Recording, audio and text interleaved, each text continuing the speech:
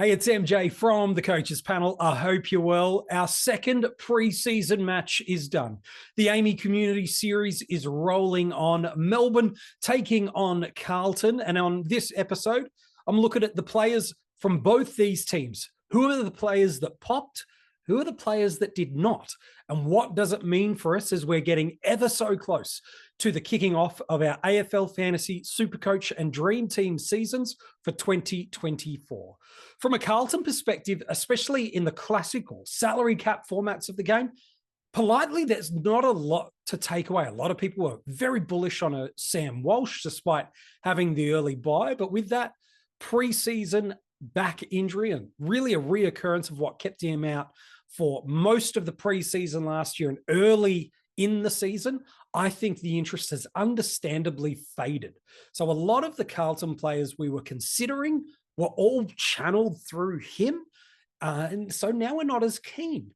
If you're big and bullish on Nick Newman, I think there's still enough to like. 65% time on ground, went at 48 in SuperCoach, mid-50s in AFL Fantasy and Dream Team. From a role and a points per minutes perspective, it's fine. You're not looking for scoring in an isolation or as the defining selection. You're looking for role, you're looking for structure, and he's still in that spot with Sam Docherty spending some time through the midfield as well. I think if you were bullish on Newman, I think you can continue on that pathway. For me personally, I'm not sitting in that camp, but if you were, you probably saw everything you needed. The Hollands boys, while Elijah's going to miss the first couple of weeks due to a imposed AFL suspension, I think in draft leagues, they've probably elevated their performance in people's eyes, but neither of them are really classic relevant. Arios Fantasia was someone that I'd had a sneaky watch list on. Really cheap value forward for us, proven point, and sometimes that gets undersold, doesn't it? In the fantasy footy landscape, is we looking at these cheaper end of price point and go, their value, but we actually don't know what they're going to do. With Arios, we actually know what he's able to do at his absolute scoring best. And he's got tons across the formats over his career and 2, 3, 4, 5, 6 weeks of stretches where he could score okay. So he was someone for me that if he played well in this matchup and secured that best 22 spot, then he's someone I really would have considered as potentially using as a quote correctional trade coming off their round 2 bye. But 82% time on ground scoring wasn't great in this matchup for him. And then that concern they had at the end of the match, that at time of recording, the club haven't confirmed any serious injury, but seeing him go down and really struggle. I know it was a really hot night in Melbourne off the back of a 36-degree day. It was still in the low 30s during the match. So that's certainly not an uncommon experience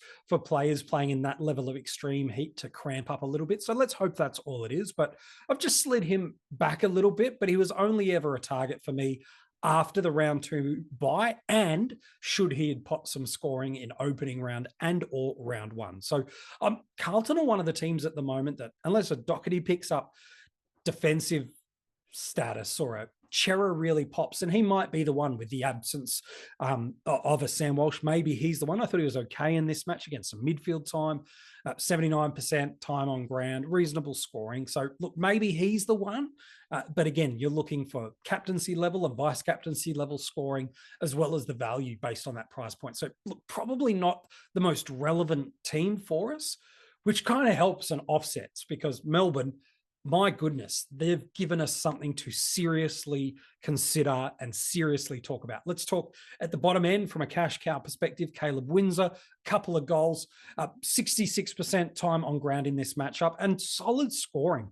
But I think what's helped is a couple of elements. One, he's shown he belongs at the level and outside players, and he's more of a wingman and run and gun style player. And while they were really bullish to stay in that early portion of the draft was to secure a player of his caliber. But what helps him is the calf complaint and the delay to the start of the season that is coming to wingman Lockie Hunter. This opens up a spot on the wing, the forced retirement also of Angus Brayshaw means that it's not an easy, oh yeah, we'll just flip Angus over. All of a sudden, there's an opportunity in this wing spot, and I think he's a really good chance to get it. He is a vest candidate from a red vest perspective, so just waving that little bit of a flag, but the benefit for us is a couple of fold with Caleb. One, he plays in opening round, so we'll get a free hit look at him and what it is. Additionally, because of that, he will get a accelerated price cycle movement, and with best 18s in rounds 2, 3, and 5, we get this opportunity that even if he gets subbed out, we don't really get hurt by that scoring on field in a best 18 component. So to me, I think there's enough reasons and confidence elements that you can select a Caleb Windsor, whether it be on your bench forward or another opening up the DPP link through your midfield, whatever you choose to structure it up, or even the utility position in AFL Fantasy. I think Caleb Windsor has really elevated himself into our considerations, and I think that's a fair enough. Bowie, I like. Laurie, I like. I think they're going to be nice draft pickups. Howes was another that I thought was really nice in this matchup. The scoring wasn't amazing, but the moments I saw him near and around the ball, I think he's a chance to be in that best 22. Again, the beauty with Melbourne, as well as Carlton, I suppose, is we will get a look in opening round and then round 1 before we have to lock these players away. So that's a positive component for us. If you're a big on Viney, you saw everything you needed. He's, with a minute to go, he's still hunting and chasing down players with desperation. They're clearly going to win the game, and it's 32 degrees outside, and it's a preseason game, for goodness sake, and yet you're still seeing that hunger and thirst out of him. If you're big on Petrarca, again, I just find it funny, and people talked about this just the other day when we did the episode around the Richmond matchup and Dustin Martin. You're not going to have your impact players massively in the midfield, running out the full game, doing all these kind of components for every single star player. You don't need Petrarca dominating in the preseason. He's proven himself on the biggest stage of them all, and he's shown he's a fantasy relevant and SuperCoach relevant player. So if you're big on Petrarca, absolutely little to no concerns from my perspective that you should fade that interest at all. Yes, there's no Clayton Oliver, and there's some players we do need to talk about what that might mean for us moving on. But yeah, absolutely fine to be able to do that. Same with Trent Rivers. If you're bullish on him, you're probably maintaining that level. I still think it's drafts is the place you're going to get value on return. Don't like that price range in AFL Fantasy and SuperCoach. But again, opening round, if he pops that early score, he's not going to be a concern for us about getting a vest barring an injury. Therefore, if there's a strong scoring turnout in opening round, we'll get the accelerated price movement before that early buy, which is at the back from a Melbourne perspective, and we can really attack through there. So keep him on that watch list, Trent Rivers, but for me, he really needs to go triple figures at a minimum for me to consider some kind of structural movements in what I do in my backline. Jack Billings, we talked about him in the episodes of the 50 most relevant, about how there's a spot for him inside this forward line. He offers some nice field kicking opportunities and shots on goal. And it did overall. Melbourne looked a lot more potent in that forward line with Fritsch healthy, some of their talls structuring up nicely, Cozzy Pickett, and then you got guys like Sparrow and Neil Bullen all rolling through this midfield. They did look much more potent, and that was one of their biggest areas of weakness over the past few seasons with straight finals exit. So I think if you're bullish on Billings, you've held that. Again, driving this point home for you. Yes, Melbourne have the early buy, but it's the best one possible for us. We can accelerate price movement with Billings. If he pops a 90 or 100 plus in opening round, I can see a lot of people really steering towards him. He's under 300,000 in SuperCoach. So to me, he feels like a really easy selection if you don't want to pay up for anyone, or you want lots of multiple bites of the cherry of this sub 350 club in SuperCoach, while a touch over 500,000. I can see people trying to get one of these guys that are in this range, whether it be a Tom Powell, a Nat Fife, a Cam McKenzie, who's a little bit cheaper, let alone a Jack Billings. I feel like people will want at least one bites of the cherry of players in this spot. And Jack with, again, another free chance to look at him. I think he's seriously someone to consider. We saw everything we needed from him in this matchup. Last three guys I want to talk about. Yeah, I'm saving Max for last. Don't worry about that. Salem's back in the midfield. We saw this in the practice game last weekend for a half. And we've seen it now in full. This is really interesting to me because now the departure of Angus Brayshaw does mean that a player they thought would be in this midfield rotation is now out of the mix. Now, whether Melbourne had some line of sight for the weeks leading up to this or not, only they internally know. And I'm alluding to the retirement of Angus Brayshaw. But Salem does offer something that Brayshaw had, which is a little bit of composure. He offers a little bit more speed, if I'm honest, but really good decision maker. Sometimes takes on the game a little bit too much, but does offer a different dynamic to this midfield where Viney is crash and bash. Oliver is contested and gut running. Petrarca is the modern day midfielder who just does everything well.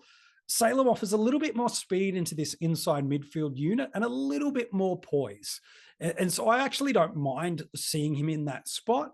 It'll be interesting to me, again, to see what opening round does, because I'm probably not bullish on him being someone I want to run into the middle portion of the year. So therefore, I'm looking for a really quick money grab, and maybe he becomes a pathway to getting a Nick Dacos, where Dacos has his round 5 bye, Salem's on round 6, and you quickly make that adjustment. I really quite am interested in that approach, and I think that could be really valid if he's in this midfield mix. But like I said, no Clayton Oliver means people like a Salem, a Sparrow, all get a bit of a different look into this midfield. And so this is where opening round is going to be so crucial, because if this is what's true, the fact that off 74% time on ground, he goes 23 possessions, gives us tons across the formats and picks up almost double digits tackles and a handful of marks. That's a really nice score build.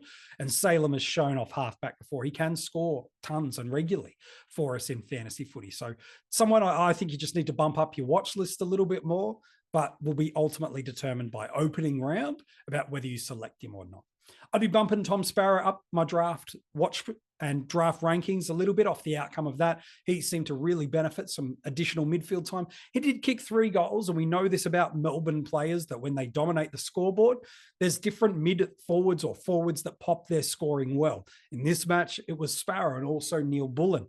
Pickett was okay in this one. He really could have had a field day if he kicked straight despite kicking and getting a SuperCoach ton. So we do know that it's a little bit horses for courses in this midfield mix, but I quite like Sparrow as someone at that kind of latter end in that midfield spot. I feel like he could return some value and maybe get you some 20, 25 points per game of value as one of the last few midfielders you get.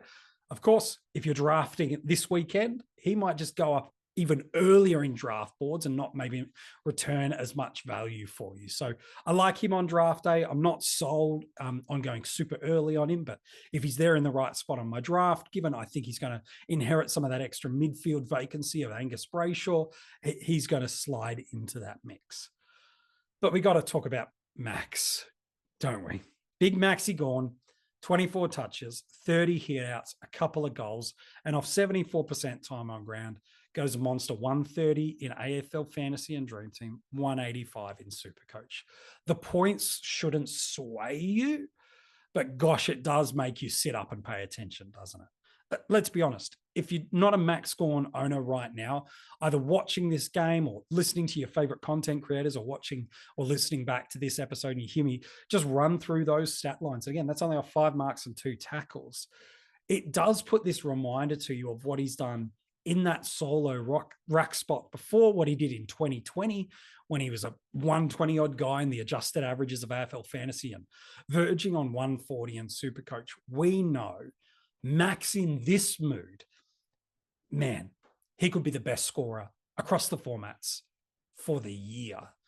And so he might not present the financial value and points value that a Cherry or a Grundy combination, but seeing him in that mode last night, in again 30-odd degree heat, rucking against Pitternet and De Conning, does make you at least pay some attention.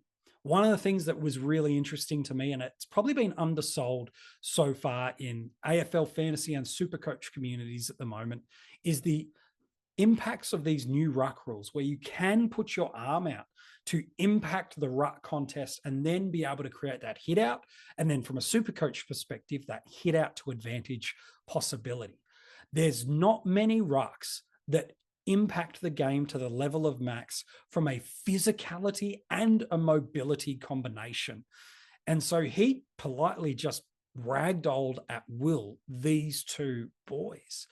And so DeConning's fine, but he's on the ascent. Pilanet is just a baseline ruck, and he just absolutely dominated them. The reason we've got to have a consideration about Max is if you're holding him right now, if you're already on Max, you're not changing that at all. You've seen what you thought, you've seen a little bit of upside, and you've seen some scoring potential. The people this really means a consideration and conversation is Cherry and Grundy.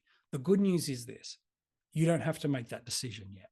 You get to see what these boys do over their matches this weekend, and then you get to see opening round. You get to see Grundy. You get to see Gawn. You get to see both of these guys in action playing for premiership points before finalizing your decision.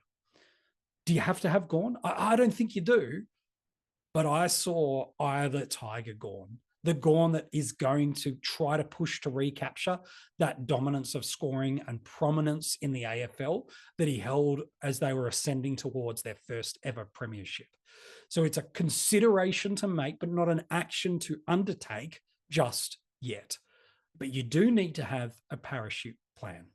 If Gawn does this again in opening round, you have a really big decision to make, because he's going to accelerate price really fast and he's going to return value on money based on your investment. So what's your parachute?